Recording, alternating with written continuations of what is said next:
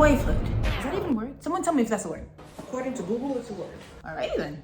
Wifehood. The state of being a wife. Man, it still sounds weird. I don't know if I just get on with it. No, I don't know if at 9 months of being married, if I'm still considered newlywed or not. I guess that's up to you to decide. I really don't know the metric for it. But listen, I've learned so much about myself in these past 9 months. Some good, some bad, some you need to work on that. But today I'm gonna share 3 things about being a wife that I've learned. Or maybe 4. Stick around, you'll see. Can someone help me get the hair out of my face? Come on. 1, being a stay-at-home wife is different than being a working wife. But technically, I was a stay-at-home working wife.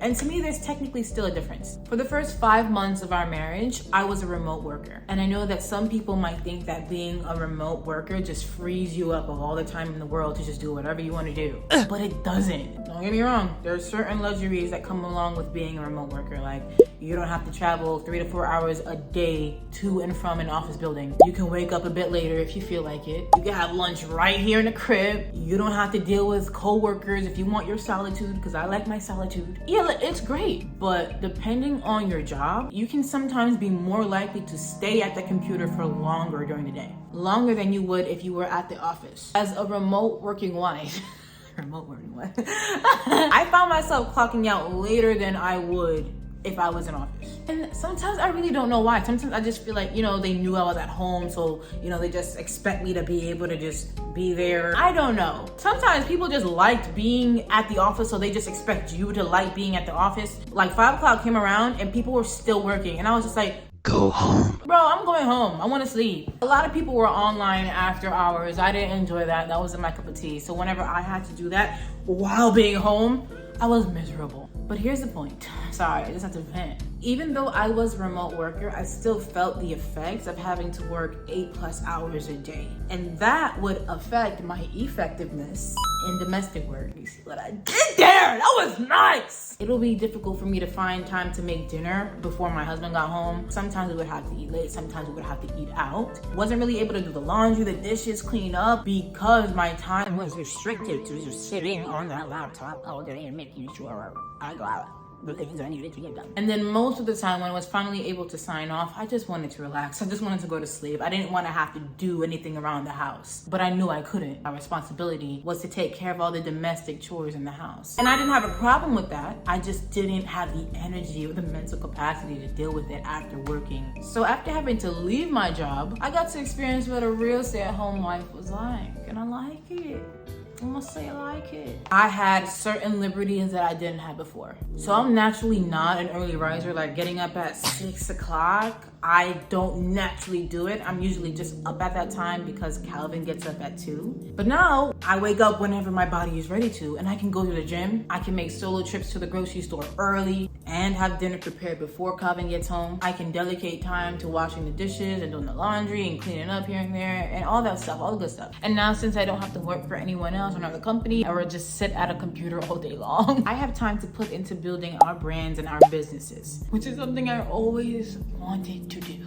I really value having an entrepreneur mindset. It's always been my goal to just be my own boss. So having my old company tell me that I had to leave was a blessing in disguise. What we're continually bringing to the feet of God is for an opportunity for him to just allow us to lead traditional lives as husband and wife. Though I'm technically living it right now. Like, I'm blessed. Number 2, I don't love cooking, but I love cooking for my husband. My mom was basically a chef, a sous chef, top dog, best cook I know, best personal chef I know. She's really not a personal chef. I hope you guys get what I'm talking about. Like, she was my mom, so she made. We don't have all day. Yeah, okay. She could and would whip up anything and everything. And I guess all of us were just spoiled because of it. Like, no food we made ever compared to hers. That's why we always just wanted her to make the food. If she made curry chicken and I made curry chicken, my curry chicken would not taste like her curry chicken. And so, even though I dibbled and dabbled in the kitchen from time to time and she taught me how to make stuff, I just didn't enjoy it. And that didn't change until I got married. Like, I wanted to learn how to make meals because I wanted to take that role on as a wife, like my mom did. But look, still to this day, I don't like cooking. I still don't like cooking. And maybe we can blame it on that microwave generation theory thingy, whatever, that we're the generation that just wants everything right now. Or growing up having a lot of fast food options that you can just roll up to the window and have your food ready in 5 minutes flat. But cooking, especially being new at the meals you're cooking, takes time. And naturally, I'm just not a patient person. I learned how to be in these situations, but just naturally, I want to eat my food right now. Now, there are meals that I can whip up in 10 minutes, but I guess I'm just spoiled. You know, I just don't enjoy having to stand at the stove for, 30 minutes to an hour just to finish the meal and eat it in 8 minutes. It's just crazy to me. It just blows my mind. But there is a certain joy that I get whenever I do cook for Calvin. Calvin loves food. He's a foodie, okay? And he's also a critic.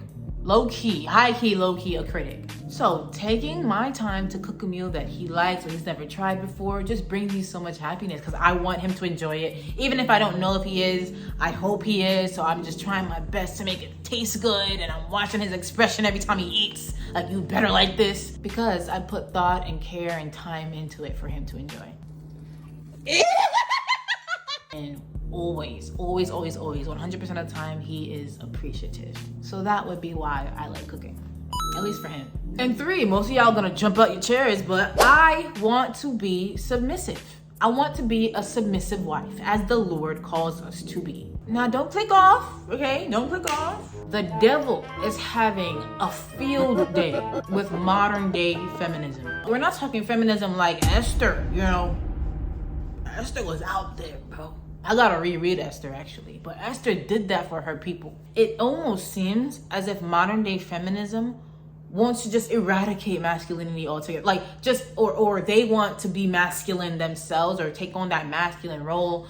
It makes no sense. To me, I'm not really a fan. And I don't really know that much about it, so I'm not gonna sit here and try to divulge and give you guys an explanation of what I think. It doesn't seem like biblical. And I'm all about biblical, so anything that goes against the Bible, I'm gonna have to go against. But anyway, in terms of submission, I want my husband to lead.